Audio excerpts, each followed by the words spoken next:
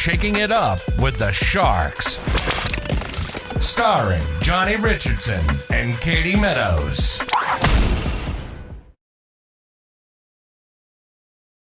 Welcome back to Shaking It Up with the Sharks.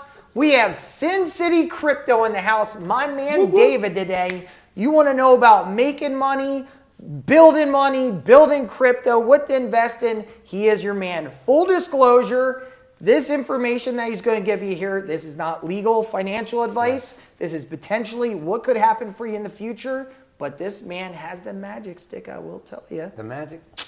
There you go. I'm curious, how do you build money? How do you build it? Yeah, like Legos? Yeah, pretty much Legos. Okay, That's kind of what it is. It's digital I love Legos at the end of the day. I know. I love that. I'm a Lego guy. I should say more building a fortune. Building a fortune at the end of the day. Correct? A Lego fortune. Definitely. So how you been, man? I haven't seen you in a while. It's amazing to see you. I was like, this is why I started this podcast. I was like, I haven't been able to see David. I know how I'm going to get You did this for me? I did it all for you. Yes. If definitely. I wasn't worried about this thing dropping on my side, I would stand up and hug you right now. Oh, I love that. We'll do another hug later on. We'll be good. The camera stopped. Nice. Yeah. No, it's awesome. We have so much history years ago in Yeah. Vegas, getting involved with a previous business before. Yeah. And it's weird the way things happen sometimes. I know. You know, we're out there pushing life insurance policies and now a whole different world out there. You're in real estate. I'm in crypto. Definitely. Yeah, Yeah, I know you're not originally from, your family's not from the U.S. Yeah. Grew up in, what country was it? So I was born in Sweden. Okay, gotcha. Yeah. Beautiful women. Beautiful women, terrible weather. Oh, okay. Yeah, I went back there in 2010 to try to move back there. It's my mom and dad's idea. Terrible idea. It lasted 6 months and I was out. Really? It was when I tell you depressing, sun comes up at 10 in the morning and goes down at 2 in the afternoon. Oh, I had no idea. So you have 4 hours of sunlight. Really? And I don't know about you, but I'm the type of person where weather affects my emotions. Oh, I think everybody does. You know what I'm saying? So it's just depressing, dark, cold. Women are great, but dark, cold, you know what I'm saying? So it's nothing like Sin City, man. There's some beautiful views out there at the same time, am I correct? The women or the both. regular views? Yeah, the country as well. No, it is. Lots of like trees and greenery and so yeah. Yeah, but I would never live there. No. No, so it was like a legit culture shock. So what was the plan when you came back to the U.S. when you said, okay, lasted another 6 months, came back on over? What was your plan of action? So before I decided to move back here, I had gotten in contact with one of my general managers from one of the restaurants I used to work at, and they had an opening for a busser at Mesa Grill. And so he promised me the job, so I went out on a limb. I came out here. I shacked up with two of my friends. We became roommates, and I ended up not getting the job. I failed the interview. I've never failed an interview. It was a panel interview. I was nervous. There was like 5 people sitting in front of me, bright lights, kind of like we have here. And I failed the interview, and so I didn't get the job. So I'm like sitting here freaking out. I got like $2,000 to my name. I was like 22 at the time. And 2 weeks, man, I was gone 8-9 hours a day, just looking, applying. And finally, Mesa Grill again, they're like, well, you can apply as an expediter, which is essentially a food runner. Okay. And then because it's considered back of the house, you don't have to do the panel interview. I was like, done. So I got that job. And then, so you just walked in and picked up a job because nobody wanted it? Well, no, because they knew me. Okay. Right? Same manager. They already had the experience. Yeah, the same manager that tried to hire me for the busser position that I didn't get, okay, hired me for the expediter position at the same restaurant. It's just I was able to forego the panel interview, which is what fucked me up the first time. So... Really? Yeah. What was the plan when you got the expediter position? Were you going to move up through the trenches, go into management, run a restaurant? I never wanted management just because I see how hard they work and how little they get paid. I'm like, who wants to work 13, 14 hours a day and make like $50,000 a year? Like no one. Man, that's rough. Yeah, it's rough. I had no idea. Unless you want to open your own restaurant, which I never did want to open my own restaurant. But I guess my goal, I did want to become a server, but I never really got a chance to do that there. But then when Hell's Kitchen opened up, I ended up, being able to go there and serve there. And doing that. Yeah. Was that pretty exciting when you went over to Hell's Kitchen? So I didn't even know what Hell's Kitchen was, right? My wife's a big Hell's Kitchen fan and a big Gordon Ramsay fan. She goes, hey, babe, Hell's Kitchen's opening. You should apply. I'm like, what? Like, what the fuck's Hell's Kitchen? So she goes, here, watch an episode with me. I watched an episode. I'm like, it's kind of cool, whatever. So I was originally going to apply as a food runner. And then one of my coworkers is like, why don't you apply as a server? I'm like, I've never served before. Like, I don't have experience. He goes, yeah, but you're good with people. And I was thinking about it. I was like, all right, I'll try. I'll give it a shot. So I applied as a server. I did the 4 different interviews. Apparently they liked me. There was over 900 applicants and they hired like 85 servers and I was one of them. Really? So yeah, I helped open the restaurant. Do you still have 85 servers? They have a little less now because of the pandemic. Okay, Yeah, they don't need had the to cut coverage back. anymore. Yeah. So, Really? yeah. I'm sure the clientele coming through that restaurant and the people you meet some pretty amazing people, or what is it like? Part of my favorite job working in the restaurant was the people that I met and the people I continue to meet outside. And you just like, you meet cool people and then you build a relationship with them. And that was the best thing that I've gotten out of the restaurant industry is honing my people skills, getting good at multitasking, and then the people I get to meet and the relationships I get to build. I met so many cool people that I met 4 or 5 years ago through the restaurant, serving them, and then now we're friends. Good for you. Yeah. Well, you got to say that one, multitasking again, because every female tells me guys can't multitask. So you heard it, Katie. Multitasking. If you want to learn, go into the service industry. It'll help you there out. you go. Yeah. So throughout that transition where we met was in life insurance. Yeah. So eventually went over there. What pulled you in that direction? Besides your cousin. Besides my cousin, you know, I was sold a dream, and I went for it. So I'm the kind of person where I'm very skeptical in the beginning, but once I get a little bit of clarity, and if I like it, I'll throw my entire self at it. Gotcha. I don't go half-ass in anything. I throw myself at it. At the time, I was working 2 jobs. I was doing that during the day, and then I was going to work in restaurants at night. But it just wasn't really my cup of tea. Wasn't yours. You threw yourself in. It was a couple years. It's not, and it wasn't the sales part of it. I don't mind sales, but just, you know, I don't know. Yeah. It just wasn't. But the people kept you in. Because you're definitely a people person. I'm definitely a people person. I met a lot of cool people through that company as well that, you know, we still kind of keep, not as much contact as, you know, you would like, but then again. So. No, that's the way it goes. As life goes on and you go through your transitions, you're friends with people. There's a small group you normally stay close with, but we're so busy, there's no way you're going to keep in touch with everybody. Like, any free time I have, I try to spend with my kids and my wife. I'm here with you now, hanging out. Yeah, see, there you go. I'm part of the family. Yeah, there you go. Yeah, see, very nice. I might have to adopt you. Yeah, I like it. I'm Even though you're older than me. Still works. You're an old man, buddy. There you go. I'm digging it. Yeah. I'm definitely in. Yeah. So throughout that path, we all make decisions as we go on. And we were just talking about this before the show starts. I never feel like there's any regret, or else we wouldn't even know each other. Absolutely. But you go through transitions and you're whatever path that you're taking, you're like, hey, this might be it. Let's take a shot. You'll never know unless you take that crack at the end of the day. And you'll never, like exactly just what you said, you'll never know unless you try it. And so I've always been willing to try different things and, you know, put myself out of my comfort zone. It's just when you don't love something and you're not passionate about it and you're not getting paid, when you're spending all that time, it's hard. Yeah. It's hard. And so I feel like if you find something you're passionate about, it doesn't become work. Like I can spend 15 hours in our studio filming and I'll leave there just as happy as I came in. Because good for you. I love it. I enjoy. I can literally sit here and talk about crypto for like 5 hours straight and just not flinch.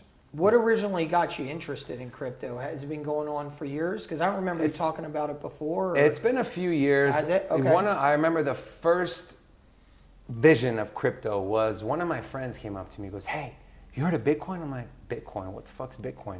He shows me a Coinbase account, and this was Bitcoin was at like $2,800. I was like, what is it? He goes, it's a cryptocurrency. I'm like, okay, what's a cryptocurrency? He goes, well, it's like a digital money. I'm like, so like, where's the money? Like, do you take it out? He goes, no, it's in your wallet. I'm like, what wallet? He goes, it's on my phone. I'm like, it was kind of weird to me, right? Because I'm a very tangible person. Yeah, exactly. So I was like, okay, so what can I use it to, like, what can I do with it? Like, what can I use it for? He goes, well, you just buy it and hold it and then like you make money on it. I'm like, so like a stock? He goes, kind of. I blew it off for the next. Was this somebody in the restaurant industry? No, this was a while ago, man. I think it was one of my old neighbors. Really? Yeah, it was like 3-4 years ago. But and then what like actually got me into it was, I think it was like late 2017 when like this big ICO craze was going on. And I started just researching more into it. I'm like, this is actually pretty interesting. And it was still kind of in its infancy. You know, cryptocurrency as a whole is like less than 15 years old. Yeah, of course. So, and the technology behind it is so amazing, but it's difficult for people to grasp if they don't spend the time to learn about it, right? And at the time, there was no one really teaching anyone about crypto. Now you can go on Coinbase and you can see they will literally pay you money to watch videos about different projects and stuff. Yeah. So they want people to be educated. Of course, they want man. people to use it now. Yeah, absolutely. So the more people know and understand it, the more people are going to use it, because if you understand cryptocurrency and blockchain technology, you will fall in love with it. Like, I can guarantee you. It can do so many amazing things. It can change any industry that's currently out there right now. So that was kind of my thing. And I was like, you know what, screw it. I'll throw some money at it. Threw some money at it. And I was like, this is kind of nice. It went up, and then bam, 2018, the bear market. Bitcoin dropped from 20K to 3K. And of course, anytime Bitcoin would drop in value like that, people would say it's going to zero, it's a scam, it's this, it's that. Well, yeah, you're always going to have the haters out Yeah, there, man. with any industry. Yeah, and it's easy to say that when you see an asset going down 95% in value. Yeah. Right? I mean, it's not hard to say, well, that was a fad, it's gone. Yeah, especially if you But it didn't bounced invest back. in it. Told you so. Told you Told so. you so, I know, but it bounced back. So, but Yeah. it's not, you can make money in crypto, but that's not why I love it so much. It's the technology behind it and how it can improve everyday lives of everyday people.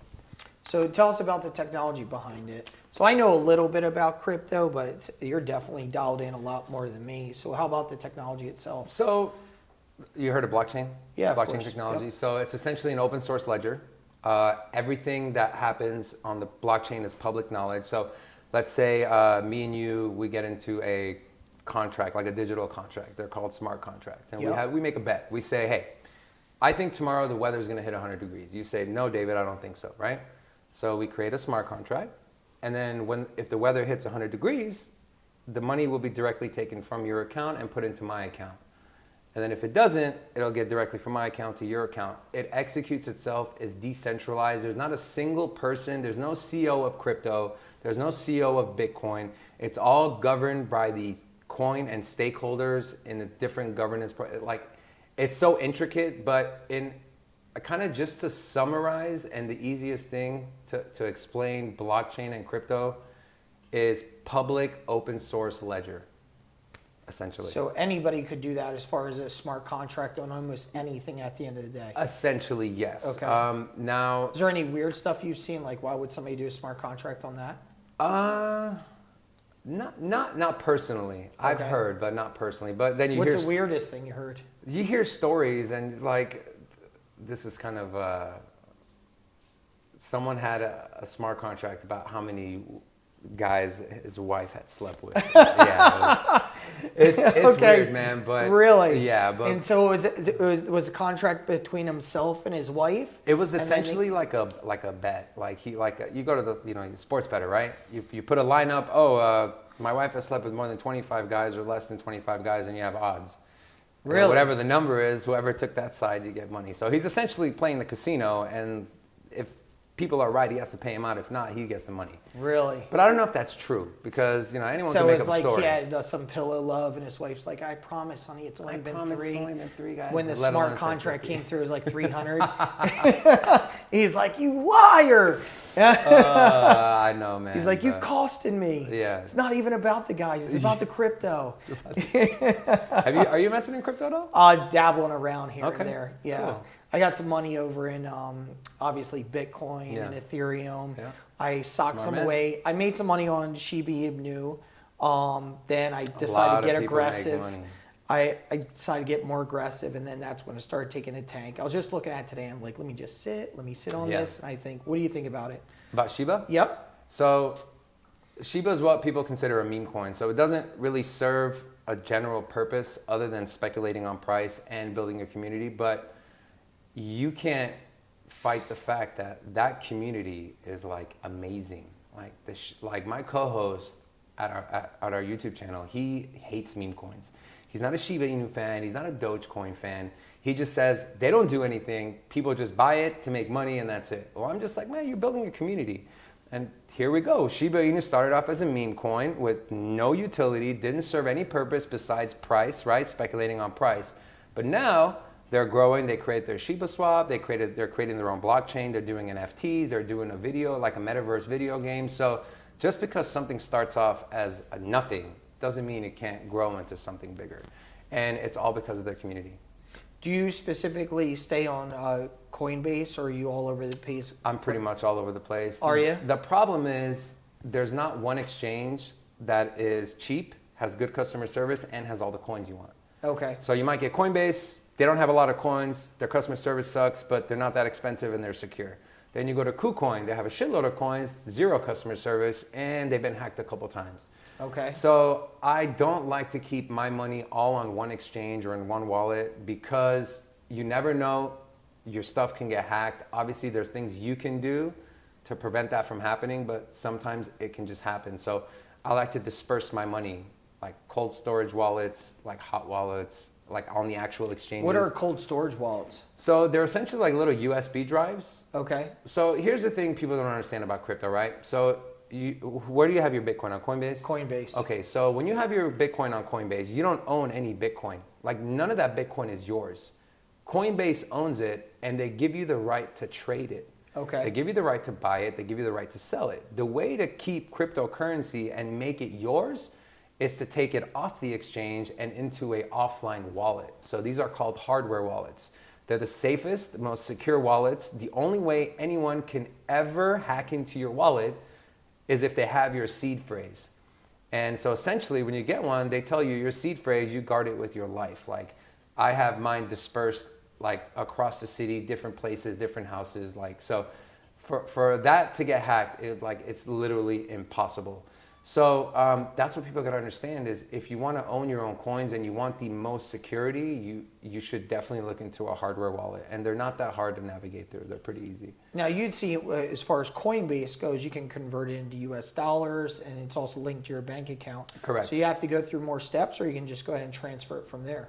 So like transfer. I've never pulled $1 out of it, so I've never. Are you talking about transferring the coins from Coinbase to your hardware wallet?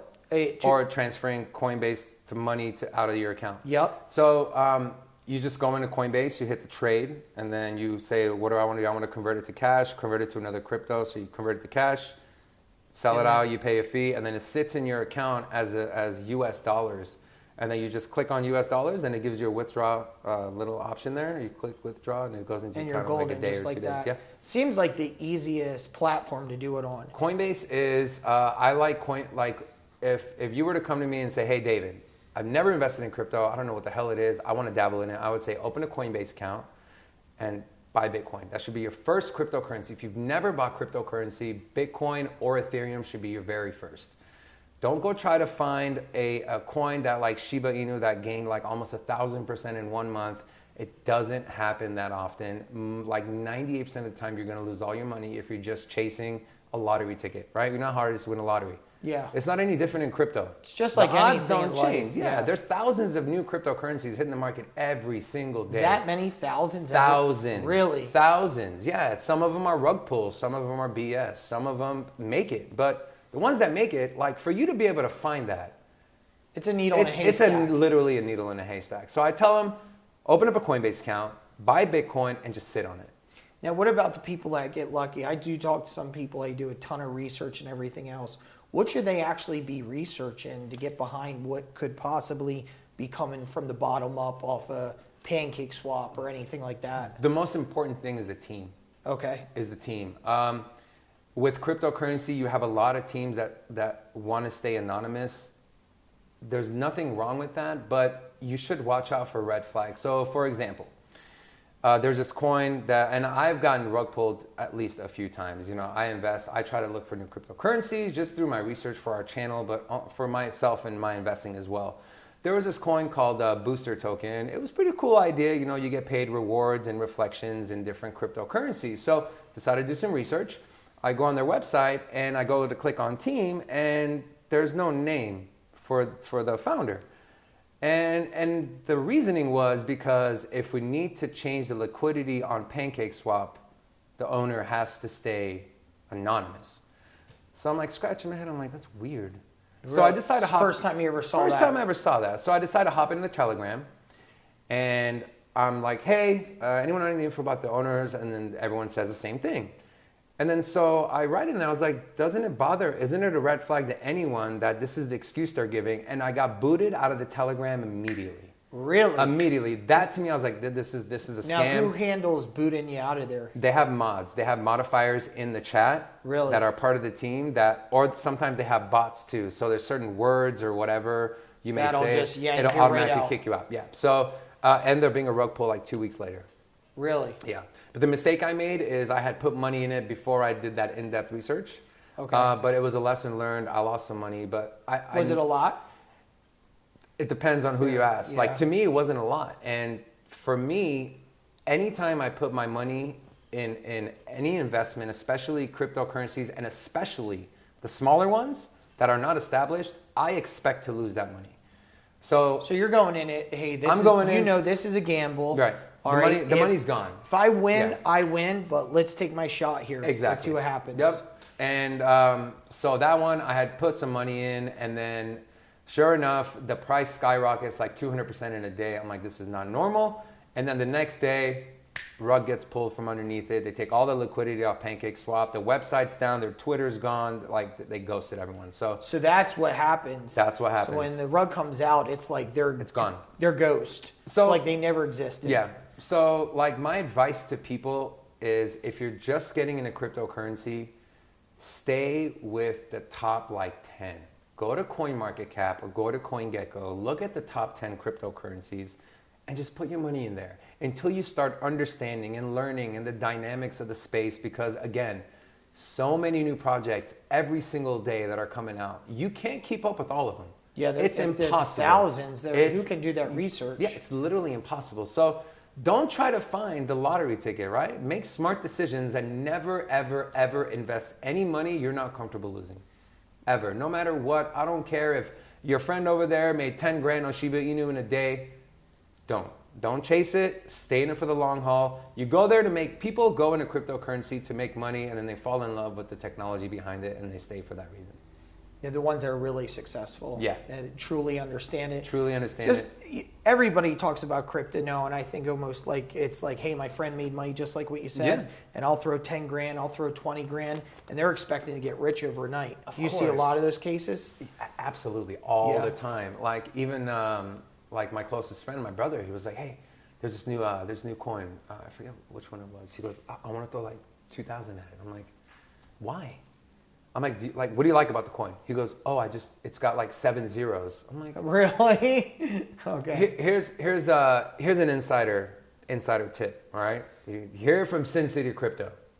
When you go to CoinMarketCap and it has a trending coins, those are not coins trending on CoinMarketCap because they're actually trending. Those are paid spots. Okay, I didn't know that, so that makes sense. It's those just are like paid spots. Just like anything out there right now, if it's like top 10 on Google, they paid to get up on there. Yeah. So a lot of people do that. They'll go, what's trending? Oh, this one's up 50% a day. Let me throw some money at it. It's not trending because it's actually trending. It's trending because someone paid for it to be there, for you to see it and invest. And typically, if you're willing to spend that kind of money to be fake trending, chances are it's not a solid project. And I'd say most of these people aren't educated enough to even know otherwise.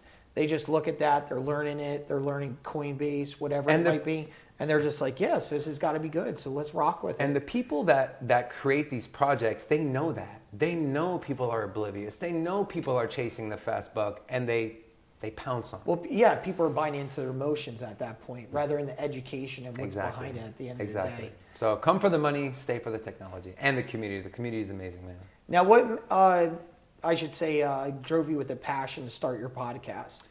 Is it you wanted to educate others about it, or you just love talking about it? So, when me and you used to work in life insurance, right? Yeah. Like the funnest part I had was doing those presentations in front of a group of people, right? Because you're educating, you're teaching them, you're giving them information that could potentially change their lives, right? Same thing with crypto. And so one of my friends, we weren't really close, Robin, my co-host on the show. Me and him have always been back and forth on crypto. We're always disagreeing. He's always shitting on certain things, and I'm always like, you're crazy, and vice versa. And so one Puts day, up for a good show. Yeah, It and does. that was the premise Yeah. behind it. So he approaches me, he goes, and this is his face he makes. Want to do a YouTube channel with me? I'm like, a what? He goes, let's do a crypto YouTube channel. I'm like, YouTube channel? What the fuck? I'm like, bro, like, what are you talking about? You're like, no way. He goes, think about it. I'm like, okay. So I talked to my wife. I'm like, hey, like, Robin's from the YouTube channel. She goes, well, I mean, do you think you'd like it? I'm like, she goes, you're really good, like, you're a people person. I'm like, yeah. She goes, you really like the teaching and stuff? I'm like, yeah. She goes, and you love crypto? I'm like, yeah. And then I was like, yeah, you know what?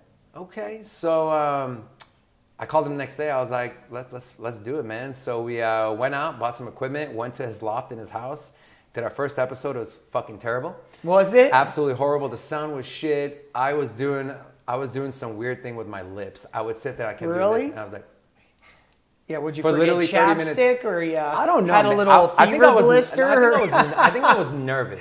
Yeah? I think I was nervous. And then like just going, I actually watched that first episode like a week ago. Did you still, he's obviously It's still still aired up there. It was so Really? terrible. We were debating on, should we take it down? Because if like, that's the first impression people get. They're gonna be like, who the fuck are these guys? Like, I'm not tuning into their show. I would say leave it. We left it there, Because as man. you grow Yeah. now and people go Yeah. back and like Absolutely. they started someplace. And not for the it other, inspires people. for me too, to be able to go back and see like how far we've come along.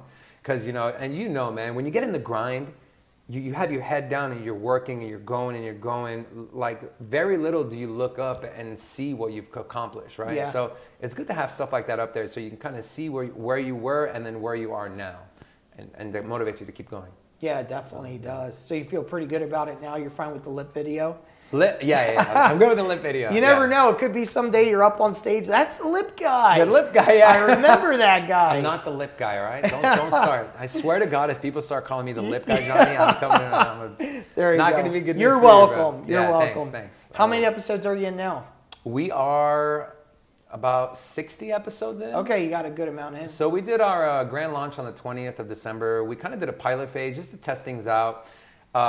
Me and Robin, no prior experience in videography, post-editing, Adobe Photoshop, like audio, nothing. We knew shit. So we spent hours and hours and hours, and mostly Robin, because he's the equipment guy, and hours and hours learning which camera is the best. Like, I think we went through 5 cameras. I think I've returned 4 cameras in the last 3 months. Really? Yeah, because you Why get is this that? camera, you get this camera, oh, it doesn't work, it doesn't upload in 4K. Then you get another camera, oh, there's no fan in it, so the longer it runs, it shuts down. Then we get this camera, oh no, the lens is wrong. And then so you finally find one, and you get it in, but we feel like over the last like 3-4 weeks, we've really dialed the equipment in, the sound, the video, so we're able to focus more on the great content that we're trying to put out there You're versus not stressed out about versus cameras shutting doing down sound checks or- like I was telling Yeah. your team earlier with the sound checks, man. It's like, David, I need more sound checks. I'm like, bro, I swear to God, I'm literally about to talk for an hour, and you want me to talk for an extra 30 minutes to say some bullshit because of a sound check. The warm-up's taking an hour by itself. Yeah, man, like shit. Yeah, that's a little but bit I rough. get frustrated, and Robin makes fun of me, but like I get it. Like if you have shitty sound, there's like no point. Video and sound is the most important thing when you're doing a podcast, especially Yeah. like YouTube. Yeah, definitely. You Like, want both. can you imagine going to Sin City Crypto and you hear all this muffled sound and static in the back? Who the fuck's gonna want to listen to that? Yeah, exactly. So, yeah, but I they think want finally- that detailed advice. Yeah, you got any wood over here? Because I'm gonna need to knock on some wood. Finally, I think we have our audio and video dialed in. So Good for you. Congrats. yeah, Very thanks, man. nice. Absolutely. So what are you really passionate about right now as you got it up and going? Do you have people that call in or more put comments up with questions? Have you had some success stories where you took this guy and made him X amount of dollars or anything like that? No, we haven't done that yet. Yeah. And it's not something we Is really... that your vision? That, I don't know. Okay. When you're in the financial sector and you're talking about money, like you can get 10 projects right, and you get one that's wrong, and you're a fucking shitty. That's the only one they remember. That's what I'm saying. And, Yeah. and like, I never like to tell people how to invest their money. I just like to be a resource and a guide and say, hey, these are the mistakes I've made. This is what I would do. Doesn't mean you should do it. So it's not something we've talked about, but for me, it's the community engagement. Okay. Right? So when we're doing our lives and we got 15, 20 people in our chat, we're going through the market like, hey, have you heard about this project? Or like, can you look at the chart? Like, can you look at this chart for me? I'm not sure. Like, I want to get in. Is this a good entry point? Is this not a good entry point? Or answering questions like, hey, we had this one guy today on the show. He tried to send Ethereum from his wallet from his exchange to an offline wallet, and he was having trouble. So I like helped him. I walked him through it. He goes, man, thank you so much. And like, to me, that's internally satisfying. Yeah, exactly. You know what I'm saying? Like, when you know you genuinely help someone. Yeah, and you're not looking out for what you're going to get out of it at the end of the day. Man. And put him in the right path. He had access to his money. And you know what his response was? What did he say? He said, man, I'm going to get you 10 subscribers. Good for him. Man, that's awesome. And that's what happens. Yeah. When you're just nice to people at the end of the day. Everybody's worried about making that $1 most of the time, or that 20 or 100 or 1,000, whatever it might be. Yeah. And if instead they look out for the best service they can offer somebody, and then it comes back tenfold at the end of the day. Someone, I forget, I think it was in life insurance, someone said, if you help enough people get what they want, you'll get what you want. Yeah, exactly. So, no, it's so true. It definitely is. Absolutely. What do you think about as far as real estate goes with smart contracts and crypto? Where's your head at with that? I don't know if you're going to want to hear this. No, I'm totally all ears. Are you sure? I mean, how many of your real estate friends watch this? Fair amount, yeah. I'd say a fair amount. More clients, actually. I get a lot of clients that watch this. I was so surprised. I had a couple of events here at the Turnberry. People walked in. I love watching your show. I was like, really? I had no idea you were watching. But I think it's somebody, and the reason why I bring it up is I've had multiple people over the last year come to me, and crypto masters and so on and so forth. We've held meetings with title companies. Yeah. Nobody's been able to piece it together. If blockchain gets into real estate, title companies and loan officers are gone. Yeah, they're gone. No, it's no surprise. And I think realtors have a chance just because of that human element. You still got to show someone the house and this and that, but so much of what you go through. Imagine you are selling a house and the close is within 2 hours. Keys, money in your bank account, money in the seller's account, and keys to the buyer. In minutes. In minutes. Well, think about it. Like in today's day and age, what does everybody want? They want something faster. Fast, man. They want it fast. Convenient. That's why and fast. Yep. It's all about. Blockchain is literally all of that. Yeah, exactly. It's the exact direction we're going. Look at entertainment, for example. Yeah. How many people sit around and watch TV shows, but they'll sit there and watch a 10-second reel over and over and over That's again. why it's stuff like it's the TikTok. mentality. Yeah, man. It is. It's so fast and convenient. No, so right now with what they could possibly do, and I'm sure it will happen eventually. Someone pieces it together. There's already some smaller real estate and title companies, like in the Midwest mostly, that are starting to dabble in it. I do know that. And imagine not having to pay for an appraisal, right? Not having to worry about getting your loan pushed through or credit or anything like that, man. Everything is open source. It's public knowledge. No numbers can be fudged with. I can literally go on the like let's say 10 years in the future when blockchain is all over the real estate industry, right? You can literally go on a website and instead of having to go to the MLS or what is it? MLS, and you can literally go through the blockchain. You can see when the house was bought, what repairs were done to it, what condition it's been in. It's all right there. Have they renewed? Have they any insurance claims on it? Any faults, like the equipment they've used to build the house? Are there any recalls on those equipment? All the houses in the surrounding area, what have they sold for? What are they valued at currently? Can you imagine? Even you go based off of houses that have sold, correct? Correct. Imagine, for a comp. Imagine using comps, but not only houses that have sold, but houses that are currently not even on the market. Like future homes? Like houses, like let's say you own this house. Like let's say I own this house, right? Yeah. But I'm not selling it. I haven't sold it. So you wouldn't be able to use that as a comp. Correct. But if it's on the blockchain and everything's already there for you, you can use it as a comp. You could use it as like, hey, here are the values of the homes, right? Yeah, period. Even if it didn't close out. Even if it didn't close out. Really, that's pretty interesting. Yeah. And so you're almost closing other houses based off the potential of another house. Oh, yeah. You can show your client, hey, look, literally every house on this block is worth $1.2 million. That's pretty wild. So they can go right there to Ledger and know everything. You wouldn't even have access to and MLS. The beauty of it is it cannot be messed with. It's unbreakable. It's unbreakable, irreversible. The information that's on there cannot be tampered with. What do you think that would look like for real estate agents out there in the future? Now, like you said, they still need the human side and everything else. Right. And I'm not sticking up for real estate agents. I'm just curious what it would look like. The job would have to change somewhat. You would have to reposition yourself. Realtors would have to pivot. What would they really have to do and be ready for?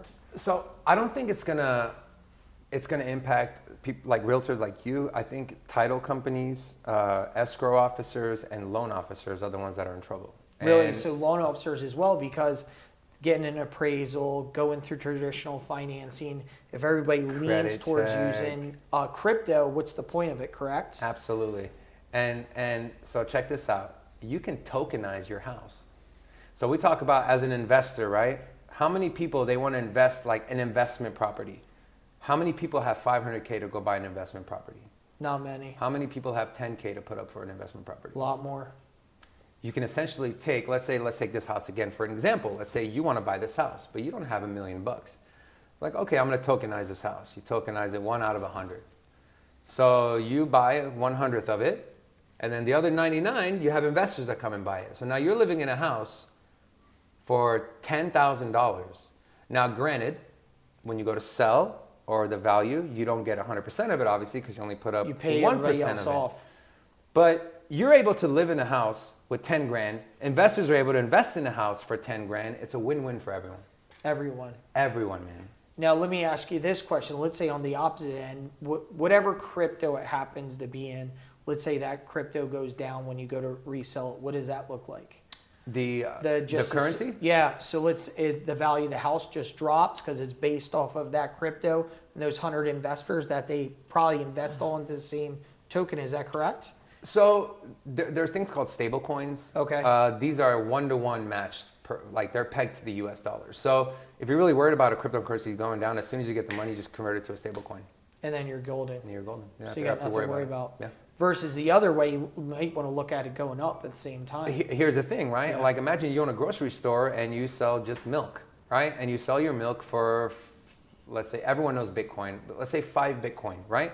And 5 Bitcoin, each Bitcoin is worth $1. So the milk you sold today to me is worth $5 to you. But in a year, that same milk that you sold a year ago could be now worth $10. Is the milk still good? Milk is still good. I drank the milk. Yeah, there you go. You're the grocery store. You're the grocery store owner. Yeah. So the milk you sold a year ago for 5 Bitcoin, which was worth $5 at the time, now each Bitcoin is worth $2. So now that same amount is worth $10. Man, that's wild. So, but obviously on the other end, it could go the opposite way too. But yeah. So that's why you have options. You can either keep it in the currency or you can convert it to a stable coin. And with the stable coins, you don't ever have to worry about the price moving. what do you think people would do in the future when it came to housing? You think they would convert stable coins? I think the Or option both? of I think both. I think the option of converting majority of it to stablecoin and leaving some of it in the actual cryptocurrency is something I would do. You know what I'm saying? So that way you can speculate and maybe earn some money as well. And then on the other end, you have stablecoin money sitting there is never going to go up or down in value.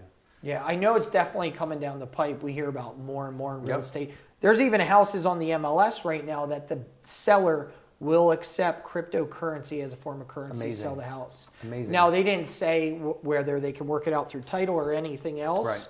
Now, and I also think at the same time, what about people that don't get involved with crypto right now? In 10 years down the road, they're still using traditional financing. It'll probably be smaller and smaller. Think Think about going to the store and how many people do you see writing checks?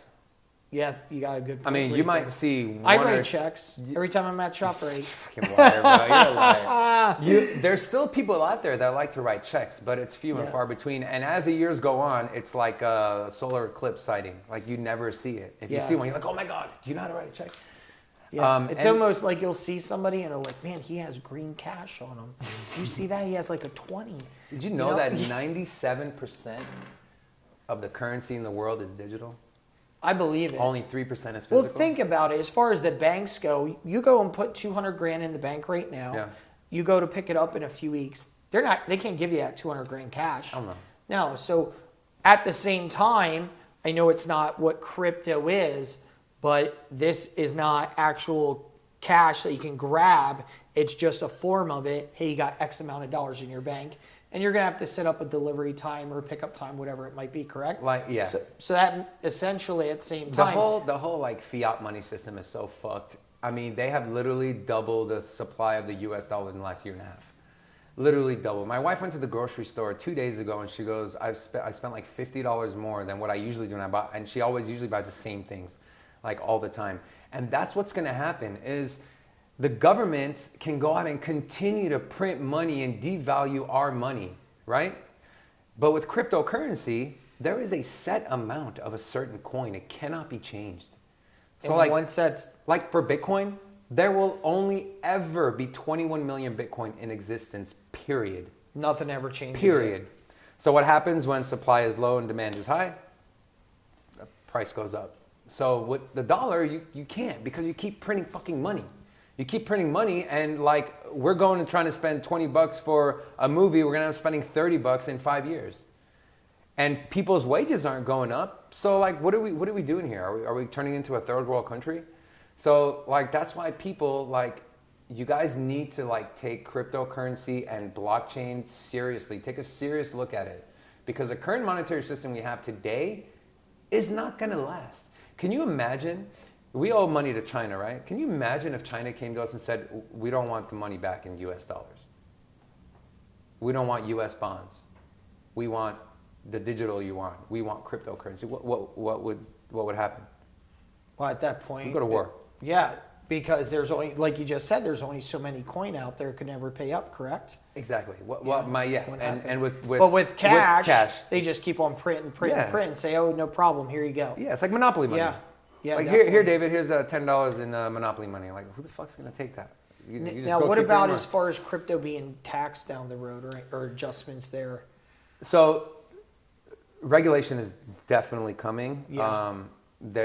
But the problem is the people that are trying to make the rules to regulate crypto have no fucking clue what it even is. There's maybe like 4 senators in the entire Congress or in the entire Senate that understand cryptocurrency. Everybody else is just clueless. Dude, everyone else is just like, oh, it's bad. It's fake. Yeah, they just like, don't want to buy what into gives it. Bitcoin value? What fucking gives a dollar value? What gives a dollar value? You know what the definition of fiat currency is? Currency that is backed by the full faith and trust in the government. I don't know. Have you checked your friends lately? Do people trust the government right now? Yeah, exactly. You know what I'm saying? Yeah. So like that is such a bullshit excuse, man. Everything its value is given to what people are willing to pay for it. If everyone in the world stops drinking milk, milk's value is going to go to 0. Yeah, 100%. No one's buying milk, it's going to go to fucking 0. So you can say that about anything. But I do think regulation is good, because again, we go back to the people that scam people out of money with the rug pulls and stuff. If we can get some sort of KYC, which is know your customers. So like Coinbase, when you open an account, you have to driver's license, social security card. You got to take a selfie of yourself to make sure it's you. That way they can report it to the IRS, which is totally fine. But like PancakeSwap or Uniswap, they don't do that.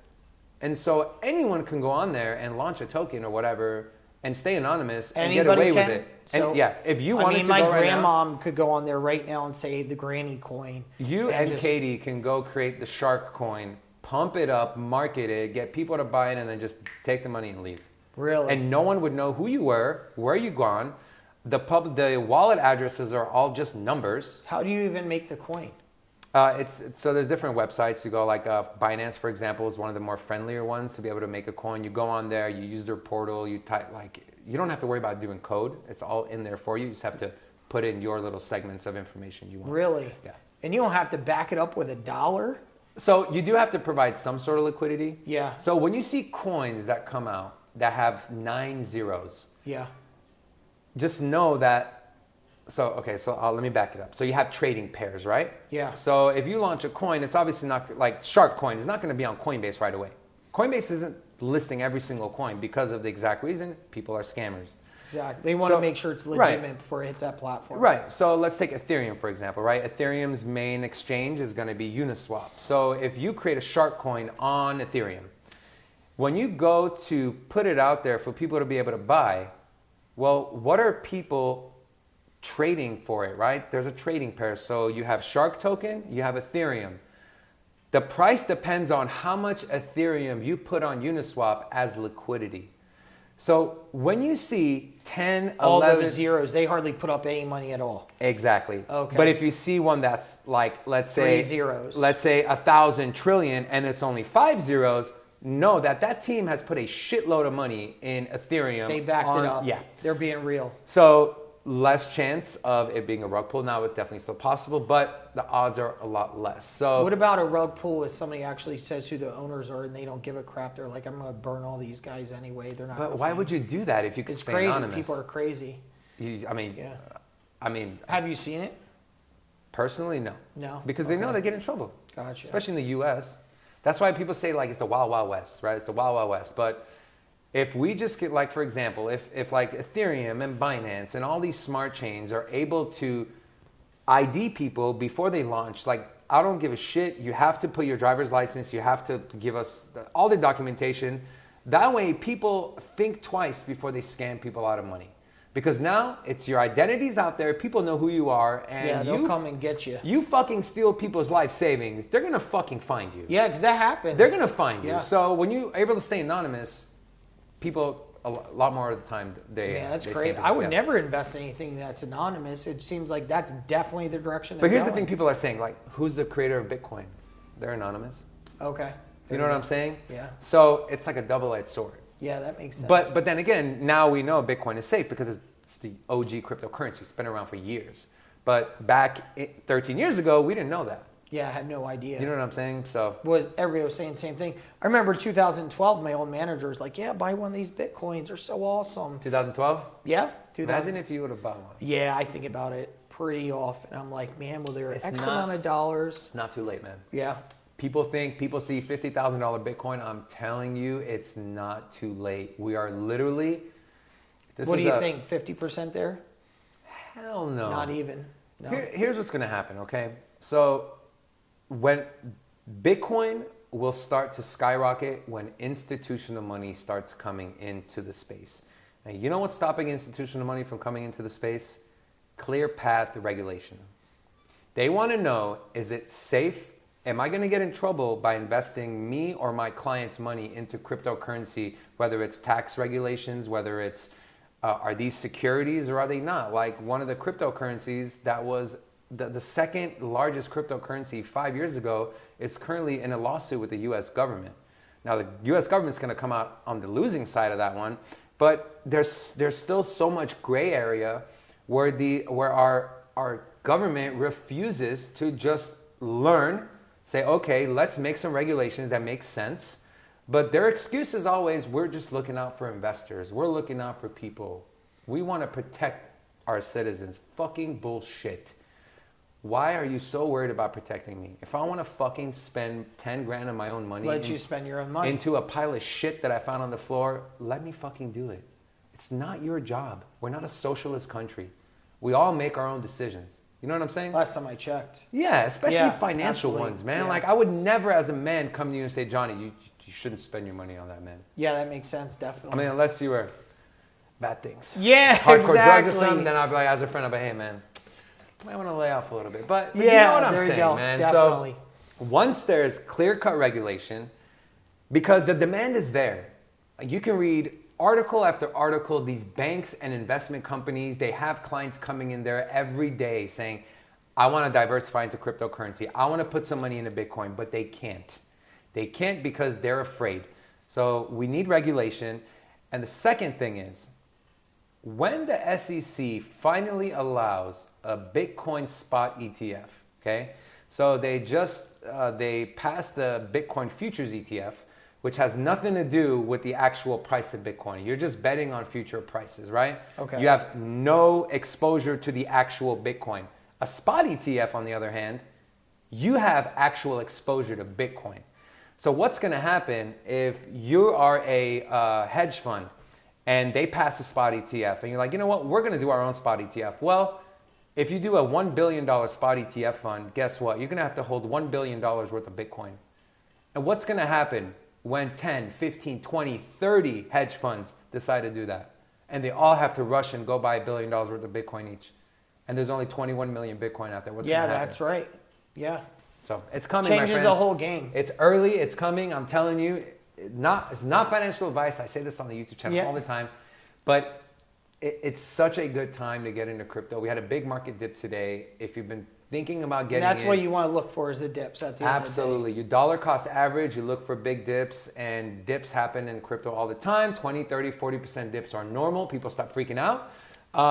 So if you do that and just every time it dips, just buy a little bit, man. I promise you in 2 years you'll be sitting Don't pretty. end up spending the farm or anything else. No, only spend what you're willing to lose. Yeah. That's it. So tell everybody where they can watch your show at. So I'm sure after tonight they want to come in. Absolutely. Comes at 11 o'clock PST. Yes, PST. So my co-host Robert and I, we do a live show on YouTube, 11 a.m. Pacific Standard Time, Monday through Friday. We also do some project-specific videos as well, where we dive into specific projects as far as everything you would need to know. We have a lot of fun. We don't just give out boring information. We try to use real-world examples. Me and Robin, we're friends, but we don't like each other that much when it comes to crypto. So we're always bantering back and forth. And it's a fun time. We have an engaged community. We're growing. We'd love for you guys to grow with us. So check us out, Sin City Crypto on YouTube. And yeah. You heard it. Sin City Crypto. Come check out my man David next time, everybody. Love it. We'll see you soon on Shaking Up with Sharks. Shaking It Up with the Sharks. Starring Johnny Richardson and Katie Meadows.